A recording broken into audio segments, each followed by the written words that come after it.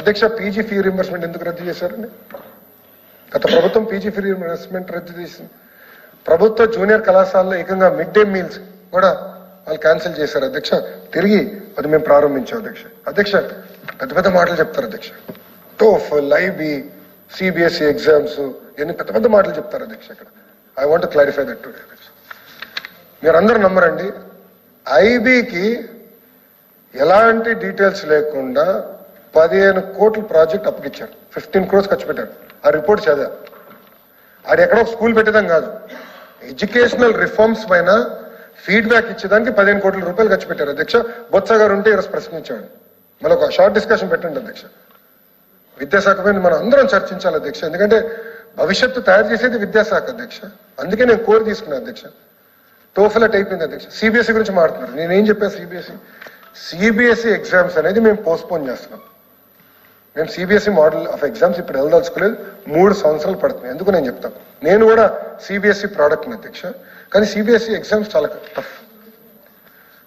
నేను భారతీయ విద్యా భవన్లో చదువుకున్నాను. మాకు అక్కడ యూనిట్ టెస్ట్లు ఉండేది, సెమీఫైనల్స్, ప్రీ ఫైనల్స్, మాక్ ఫైనల్స్ అన్ని పెట్టుకుని మేము వెళ్ళేవాళ్ళం అధ్యక్ష. గత ప్రభుత్వం ఏమీ చేయలేదు. ఉపాధ్యాయులకి బేసిక్ ట్రైనింగ్ ఇవ్వలేదు. మోడల్ ఎగ్జామినేషన్ మోడల్ మార్చలేదు అధ్యక్ష. దానివల్ల మేము ఎగ్జామ్స్ నిర్వహిస్తాం, మార్క్ టెస్ట్ నిర్వహిస్తే 90% మంది పిల్లలు ఫెయిల్ అయ్యారు అధ్యక్ష.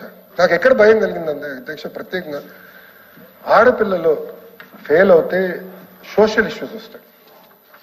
చిన్న వయసులో పెళ్లి చేస్తారని భయపడ్డాను అధ్యక్ష.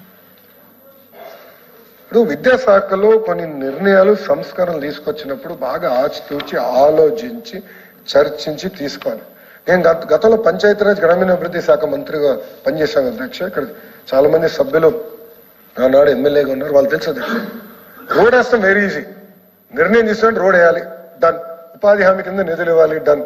చాలా ఈజీగా నిర్ణయాలు తీసుకునేవాడిని. ఎందుకంటే అక్కడ it's a public good, capital investment. కానీ ఇది సోషల్ ఇన్వెస్ట్మెంట్. ఇప్పుడు ఇంగ్లీష్ మీడియం గురించి వాళ్ళు పెద్ద మాటలు మాట్లాడారు. ఇంగ్లీష్ మీడియం గురించి ఎందుకు ప్రస్తావించలేదు మీ పుస్తకం? కానీ ప్రభుత్వం కట్టుబడి ఉంది. అసలు ఇంగ్లీష్ మీడియం ప్రభుత్వ పాఠశాలలు తీసుకొచ్చింది ఎవరు? తెలుగుదేశం పార్టీ అధ్యక్ష. ఆనాడు మున్సిపల్ స్కూల్స్ కి నారాయణ గారి నాయకత్వంలో ఇంగ్లీష్ మీడియం మేము తీసుకొచ్చాం, సక్సెస్ఫుల్ గా అమలు చేశాం అధ్యక్ష. దానికి కట్టుబడి ఉన్నాం అధ్యక్ష. కానీ ఈ రోజు అధ్యక్ష నేను స్కూల్కి వెళ్తే పిల్లలతో నేను చర్చిస్తాను, నేను మాట్లాడుతున్నాను. పాప ఉపాధ్యాయులు చాలా ఇబ్బంది పడుతున్నారు ఇంగ్లీష్లో నేర్పించడానికి, చాలా ఇబ్బంది పడుతున్నారు. ఇట్స్ అ ఫ్యాక్ట్ అధ్యక్ష. మళ్ళీ బొత్స గారు లేరు అధ్యక్ష, ఎందుకంటే ఇది చాలా ఇంపార్టెంట్ పాయింట్ అధ్యక్ష. గత 5 సంవత్సరాల్లో 12 లక్షల మంది పిల్లలు తగ్గిపోయారు ప్రభుత్వ పాఠశాలలో. 45 లక్షలకు వెళ్ళిన సంఖ్య ఈరోజు 33.4 లక్షలు పడిపోయింది అధ్యక్ష. దాదాపు 12 లక్షల మంది పిల్లలు ఈరోజు ప్రభుత్వ విద్యకి దూరం అయ్యారు అధ్యక్ష. అధ్యక్ష ఈరోజు నేను గర్వంగా చెప్తున్నాను, టీచర్ ట్రాన్స్ఫర్ యాక్ట్ తీసుకొస్తున్నాం. We're going to put it in assembly. We're very serious about it. అంటే రాజకీయ నాయకులు ప్రమేయం లేకుండా నీట్ గా పారదర్శకంగా చేయాలని నిర్ణయం తీసుకున్నాం అధ్యక్ష.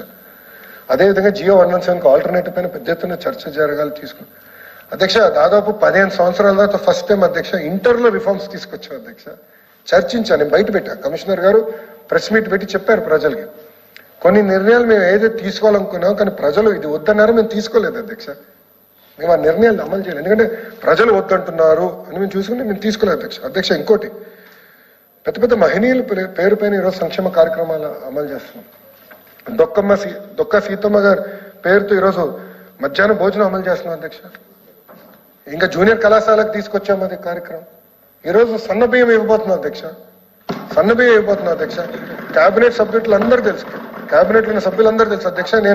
నేను ఒక including hostels, yes, social welfare, BC welfare hostels తో కలిపి అధ్యక్ష గర్వంగా చెప్తున్నా. ఒక్క జస్ట్ ఒక డిస్కషన్ వచ్చింది, మనోహర్ గారు పాయింట్ డిస్కషన్కి వస్తే నేను రిక్వెస్ట్ చేసి ఇమ్మీడియట్ గా డన్. అంటే ఎలాంటి నిర్ణయాలు మన ప్రభుత్వం తీసుకుంటుందో దయచేసి వాళ్ళు కూడా గమనించాలి అధ్యక్ష. అధ్యక్ష ఇంకోటి మేము నిర్ణయం తీసుకున్నాం, రాజకీయ నాయకుల పేర్లు ఉండకూడదు విద్యాశాఖలో. అధ్యక్ష మీరు చూడండి అధ్యక్ష, ప్రభుత్వ పాఠశాలలకి వెళ్తే క్యాలెండర్ పైన మా ఫోటోలు లేవు అధ్యక్ష. ముఖ్యమంత్రి గారి ఫోటో లేదు, విద్యాశాఖ మంత్రిగా నా ఫోటో లేదు అధ్యక్ష. గత ప్రభుత్వం పెట్టారు పెద్ద పెద్ద ఫోటోలు, ఫార్వర్డ్లు అధ్యక్ష. మీరు నమ్మరు, పిల్లలకి ఇచ్చే టెక్స్ట్ బుక్ కి ఫార్వర్డ్ ఉండేది, ఆప్షే చైర్మన్ గారిది ఉండేది. దాని తర్వాత ఒక్క నిమిషం వస్తున్నాయి చాలా ఉన్నాయి అధ్యక్ష. విచిత్రం ఏంటంటే ఎస్ఆర్ట్ వాళ్ళు ఇచ్చేది కూడా వాళ్ళది ఒక ఫార్వర్డ్, విద్యాశాఖ మంత్రి మీద పెద్ద తోపులా మేము అక్కడ ఫార్వర్డ్. ఏంటండి అన్ని ఎందుకు పిల్లలు చదువుకునేదానికి వచ్చారు, మంచి పారదర్శకంగా అన్ని తీసేసాం, అన్ని తీసాం. కోడిగుడ్ల పైన మా పేర్లు లేవు, బెల్ట్ల మీద మా పేర్లు లేవు. ఈరోజు అధ్యక్ష ఇప్పుడు కిట్స్ ఇస్తున్నాం, ఎక్కడ మా పేరు లేదు అధ్యక్ష. We taken a stand. ప్రభుత్వం ఒక నిన్న నిర్ణయం తీసుకుంది అధ్యక్ష. అధ్యక్ష ఇంకో పక్కన బ్లూ మీడియా ఉంది అధ్యక్ష. ఎటుగా హౌస్ లో ప్రివిలేజ్ మోషన్ పెట్టాం, దానిపైన సీరియస్ యాక్షన్ తీసుకోవాల్సిన అవసరం. ఎందుకంటే అధ్యక్ష తప్పుడు ప్రచారం జరుగుతుంది అధ్యక్ష. నేను చాలా స్పష్టంగా ఒక్క స్కూల్ కూడా మూయకూడదు అని ఆదేశాలు జారీ చేశాను. Taken a stand. ఒక్క స్కూల్ మూయకూడదు.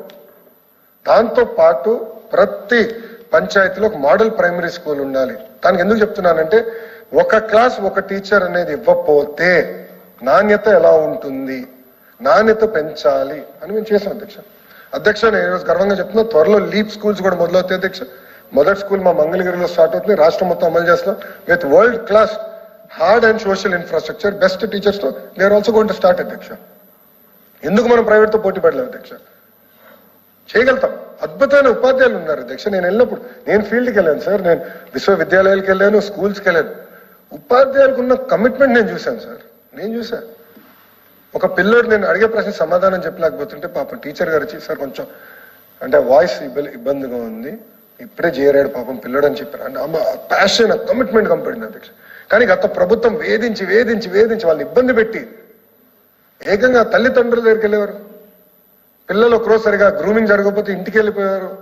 ఉపాధ్యాయుల పైన అడ్డగోలుగా ఏకపక్షంగా యాక్షన్ తీసుకున్నారంటే 12 లక్షల మంది విద్యార్థులు తగ్గిపోయారు అధ్యక్ష. కానీ నిజంగానే అధ్యక్ష యూనియన్లు అందరూ కూడా సహకరిస్తున్నారు, కలిసికట్టుగా పనిచేస్తున్నాం. విద్యా వ్యవస్థకి, ప్రభుత్వ విద్యా వ్యవస్థకి పూర్వ వైభవం తీసుకురావాలని లక్ష్యంతో పనిచేస్తుంది అధ్యక్ష. ఇంకా విశ్వవిద్యాలయాలకు వచ్చేగల కూడా మాట్లాడాలి అధ్యక్ష దీని గురించి. అధ్యక్ష లేరు సభ్యులు, ఎవిడెన్స్ ఎందుకే యూ షుడ్ బీ హియర్. విశ్వవిద్యాలయాల గురించి మాట్లాడారు అధ్యక్ష. ఆంధ్ర యూనివర్సిటీ గతంలో వైస్ ఛాన్సలర్ గా పనిచేసిన వ్యక్తి ప్రసాద్ రెడ్డి గారు. ఆయన గురించి ఎంత తక్కువ చెప్తే మేలేమో, వారు ఎంత ఎక్కువ చెప్పినా తక్కువేమో. ఆంధ్ర యూనివర్సిటీని ఎట్ట తయారు చేశారు మీ అందరూ తెలుసు. ఆయన ఒక వైకాపా కార్యకర్త. ఇంకో పక్కన ఆచార్య నాగార్జున యూనివర్సిటీకి ప్రొఫెసర్ రాజశేఖర్ గారు, ఏకంగా ఆయన కూడా వైకాపా కార్యకర్తగా పనిచేశారు. ఇంకా ఇంకో పక్కన విక్రమసింహపూరి యూనివర్సిటీ సుందరవల్లి గారు ఏకంగా వైఎస్ రాజారెడ్డి గారికి వాళ్ళ అక్కను చెల్లి కోడలు చేశారు అధ్యక్ష. ఇంకో పక్కన శ్రీ వెంకటేశ్వర యూనివర్సిటీలో శ్రీకాంత్ రెడ్డి గారు పెద్దిరెడ్డి గారి బంధువు అధ్యక్ష. అధ్యక్ష ఈరోజు నేను గర్వంగా చెప్తున్నా, first time in history of Andhra Pradesh 5,000 మంది 500 మంది అప్లై చేశారు అధ్యక్ష వైస్ ఛాన్సలర్ కోసం. పేర్లు చదువుతాను. ఈరోజు ఆంధ్ర యూనివర్సిటీకి రాజశేఖర్ గారు వచ్చారు అధ్యక్ష వీసీగా. ఆయన ఎక్కడి నుంచి వచ్చాడు? IIT Kharagpur, from IIT Kharagpur అండి. ఇంకో పక్కన జేఎన్టీయూ కాకినాడ ప్రసాద్ గారు వచ్చారు. ఆయన ఎక్కడి నుంచి వచ్చారండి? ఎన్ఐటి వరంగల్ అండి. ఇంకో పక్కన యోగి వేమన్న యూనివర్సిటీకి ప్రకాష్ బాబు గారు వచ్చారు. ఆయన ఎక్కడి నుంచి వచ్చారు? యూనివర్సిటీ ఆఫ్ హైదరాబాద్ నుంచి వచ్చారు. ఇంకో పక్కన విక్రమసింహపూరి యూనివర్సిటీ నుంచి కోసం శ్రీనివాసరావు గారు అధ్యక్ష ఢిల్లీ టెక్నాలజికల్ యూనివర్సిటీ నుంచి వచ్చారు అధ్యక్ష. ఇంకా రాయలసీమ యూనివర్సిటీకి ఏకంగా బసవరావు గారిని నియమించాం. ఆయన is a senior chemical engineering professor అధ్యక్ష ఫ్రమ్ ఉస్మానియా యూనివర్సిటీ అధ్యక్ష. ఇంకో పక్కన అధ్యక్ష జేఎన్టీయూ అనంతపూర్ కి మన సుదర్శన్ రావు గారు వచ్చారు. అదేవిధంగా ఉమా గారు కూడా, ఎందుకంటే ఉమా గారు నేటివ్ లోకల్, మన పద్మావతి యూనివర్సిటీ కూడా మేడం గారిని నియమిస్తాం జరిగింది అధ్యక్ష. ఈరోజు గర్వంగా చెప్తున్నాను, మొదటిసారి అనుకుంటా, అంటే గత 6-7 సంవత్సరాలు మొదటిసారి అధికవి నన్ననే యూనివర్సిటీకి ఏకంగా ప్రసన్న శ్రీ గారిని అధ్యక్ష ఎస్టీ సామాజిక వర్గం చెందిన మహిళను నియమించాం. కానీ దానికోసం నియమించలేదు, ఆమె ఎస్టీ నేను నియమించలేదు అధ్యక్ష. మీరు ఒకసారి వినాలి. మేడం గారు is a president awardee. She received award from the president of India అధ్యక్ష. ఆమె ఒకసారి బ్యాక్గ్రౌండ్ చూస్తే పిహెచ్డి ఇన్ సర్దార్ పటేల్ అక్కడ యూనివర్సిటీలో పిహెచ్డి తీసుకున్నారు అధ్యక్ష. ప్రొఫెసర్ ఆఫ్ ఇంగ్లీష్ అధ్యక్ష అట్ ఏయూ అధ్యక్ష. 38 సంవత్సరాలు ఆమె పనిచేశారు అధ్యక్ష. అట్లా చాలా సిస్టమేటిక్ గా ఆమెకు చాలా అవార్డ్స్ వచ్చినాయి అధ్యక్ష. మన సాహిత్య అవార్డు న్యూఢిల్లీ వచ్చింది, శక్తి పురస్కార్ కూడా వచ్చింది అధ్యక్ష. బెస్ట్ ఉమెన్ స్పీకర్ కూడా 1984లో వచ్చింది అధ్యక్ష. అంటే ఒక్కొక్క వ్యక్తిని మేము ఎత్తికి జల్లెడ పెట్టి తీసుకొచ్చాం అధ్యక్ష. దీంట్లో ఎవరు నా బంధువులు లేరు అధ్యక్ష, దీంట్లో ఎవరు నా బంధువులు లేరండి, ఒక్కరు కూడా నాకు సంబంధించిన కాదు. అంటే ప్రభుత్వ విశ్వవిద్యాలయానికి పూర్వ వైభవం తీసుకురావాలి. గౌరవ ముఖ్యమంత్రి గారు నాకు చెప్పింది ఏంటంటే, నేను విద్యాశాఖ మంత్రి అయినప్పుడు కంపల్సరీగా ఎన్ఐఆర్ఎఫ్ ర్యాంకింగ్స్ లో ఈరోజు మన 9వ స్థానంలోనో కనీసం 3వ స్థానానికి తీసుకురావాలి మీరని చెప్పారు. అంతేకాకుండా కనీసం ఒక్క ప్రభుత్వ విశ్వవిద్యాలయం QIS గ్లోబల్ ర్యాంకింగ్ లో టాప్ 100 లో ఉండాలని చెప్పారు అధ్యక్షుడు.